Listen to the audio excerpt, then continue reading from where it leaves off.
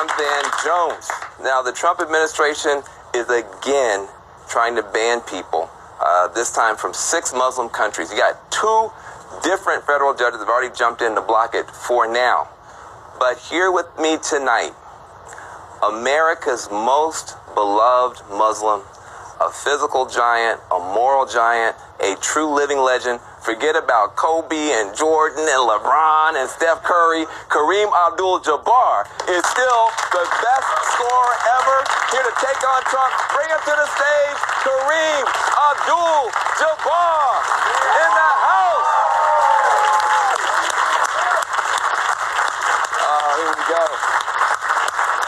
What an honor. What an honor. Thank you, sir. Thank you very much. I was just saying, I wish my dad was still alive, because he loved you, and he would want to know the same thing everybody else wants to know, which is, as a Muslim, as our most prominent Muslim, as our most beloved Muslim, what does it feel like 50 plus days into the Trump administration? Well, I was very disappointed with just the whole mean-spirited effort that's been made. I understand how increased and more efficient vetting is going to protect us. No problem with that. But to pick one group and just say that their problem, they are the problem, it's a lie, and it's trying to market in fear. Yeah. And making people afraid is not going to do anything to make our country better. Yeah, well, I think you can give him a round of applause for that. That's I think very well said. I want to bring a young Muslim into this conversation right off the top. Summer. Assalamu alaikum. My name is Summer, and I'm a college student who lives in Bayonne, New Jersey. So last week, the zoning board denied the application of a mosque, and it's been over a year. There was multiple hearings on it. The reason for the denial was that it would have too many variances in regards of like a density in parking and traffic. So while that's understandable, what wasn't understandable was the hateful and hurtful rhetoric that was met from the Bayonne community, some members of it, to the Bayonne Muslims. There was flyers passed around that said that we were tied to the Muslim Brotherhood, signs hung in houses that said "Save Bayonne" and "Stop the Mosque," and hate speech at these meetings that accused Islam of being a backwards religion. So my question for you, Mr. Jabbar, is as a person who has time and time again had to defend why you chose Islam as your faith, is how do you feel that your fellow Muslims should respond to what's going on in my community? Well, thank you for your question. And I think that what's going on in your community is just an outward manifestation of bigotry. And you have to go against that and use the law. So there are laws against discrimination. And by bringing up false issues like parking and traffic congestion, they're able to frustrate your legitimate needs. So you have to go and just pursue your legitimate, what you have a legitimate right to desire, which is a place of worship. So there's nothing wrong with that. So you just have to use the laws that are there and contest these people and fight them in court and make it so expensive for them that they'll have to give up, because you guys aren't doing anything wrong. I think you're encouraging her to be active and to be activist, and you have good reason to do so because you've been an activist your whole life. I want to show you a photo of yourself. My favorite photo of you is not on the basketball court. It's this photograph. Who is that guy with hair? I know, with hair. With the young Muhammad Ali and Jim Brown and all these guys. Why were you such an activist? You didn't have to speak out. Why did you? I spoke out because I just... starting with the death of Emmett Till, I didn't understand it. My parents couldn't explain it to me, so I was just looking for information. A young man that was murdered by racists. He was racist. He was murdered in Mississippi because they thought he said something that was insulting. Basically, that was what it was all about. And I couldn't understand it. My parents couldn't explain it to me, so I was just looking for information. I watched Walter Cronkite every night. During the civil rights movement, for years. And I saw what was going on, and I wanted to be a part of it. I wanted to help. I wanted not to have that fear that I could be murdered just because of the color of my skin. And so you use that platform to speak up. Well, we have a young guy here who's a basketball star, hopeful. His name is Dylan, and he's got a question. How you doing, Dylan? Good. How are you? Fine, thank you. You are a very active member in the civil rights movement in the 1960s. Recently, there's been a lot of protests about how our country is moving. How would you suggest a junior high schooler to voice their opinion to adults? Well, I have to say that what you want to try to do is make bridges. You want to be able to communicate with people what your concerns are. And there are things that are happening that make you angry, but don't let your anger dominate your ability to communicate. Because if you're communicating anger, you're just going to turn people off. If you can tell people what concerns you and why, and you can be articulate about that, you can build a bridge to them. They can understand you. And in understanding you, they can make themselves understood to you.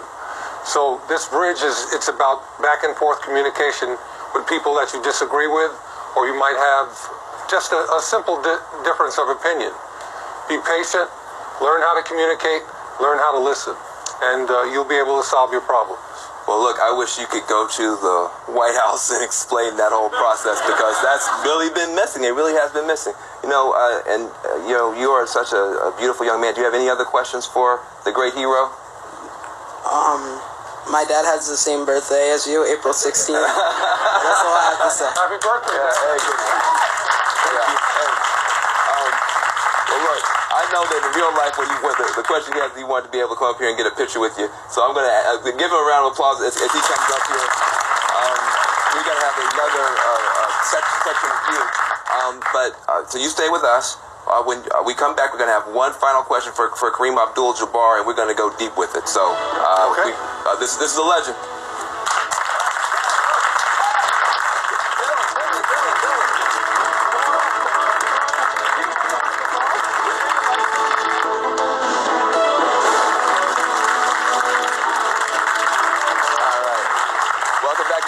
I'm Dan Jones. I'm here with my special guest, Kareem Abdul-Jabbar. We're just going to go right to the first question. Go right ahead. Hi, Kareem. How you doing? I'm doing very well. That's good. I have to be honest. I was prepared, but I'm nervous when I'm here with you. Yeah, all right. You're the greatest. Don't be nervous. It'll all work out. I've been a fan for many years on and off the court. Your career wasn't easy, but you're awesome. You played and you fought during some of the toughest and most competitive times in NBA history, especially when you played the Boston Celtics. The competition and the battles were intense. I myself am the owner of a clothing store, and I've lost a clothing store in a fire. And I'm just happy to be here with you and to take some inspiration from you. And to bear with me, and to be in the presence of one of the most respected and intelligent figures in sports. Give this brother a round of applause. He wants. I know what he's gone through. His store burned to the ground just this past week, and he wants to get some inspiration from you. How do you get through tough times? You've been through tough battles. How do you get through tough times? We're all going through it right now. Help. Well, I think the thing you have to do is just remember why you're here. And I'm gonna make a wild guess and say you're all about family. Yes, people, sir. That's what I thought. So you just got to figure out what you can do for your family and get back on track. You know, it might take you more time, but they're worth it, and you're worth it. And don't ever let anybody dissuade you from knowing that. And since you know that, go out and do the best you can for them. Because this is a place where if you work hard and you do the right things, you can succeed. So success is not going to be denied to you. Thank you very much.